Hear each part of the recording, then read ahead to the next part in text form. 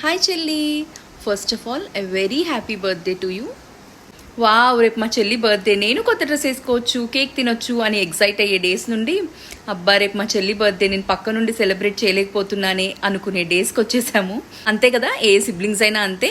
మా చిన్నప్పుడైతే మా చెల్లి బర్త్డే అయితే దానికి 2 కొత్త డ్రెస్సులు, నాకు ఒకటి. నా బర్త్డే అయితే నాకు 2 కొత్త డ్రెస్సులు, దానికి ఒకటి. నాకు తెలిసినంత వరకు అయితే most of the middle class ఫ్యామిలీస్లో ఇది కామన్. చిన్నప్పుడు మేమిద్దరం చాలా చక్కగా ఆడుకునేవాళ్ళం, అంతకంటే దారుణంగా కొట్టుకునేవాళ్ళము. అసలు యుద్ధాలే జరిగేవి, జుట్టు పీక్కోవడము, కొట్టుకోవడం, గిచ్చుకోవడం, కొరుక్కోవడం. మా చెల్లి అయితే చాలా తెలివిగా నన్ను కొట్టి మా మమ్మీ వస్తే ఏమైనా అంటదేమో అని చెప్పి దాన్ని అది గిచ్చుకోనో కొరుక్కోనో ఏడవడం స్టార్ట్ చేసేది. ఇదెందుకు ఏడుస్తుంది అబ్బా అనుకునేదాన్ని.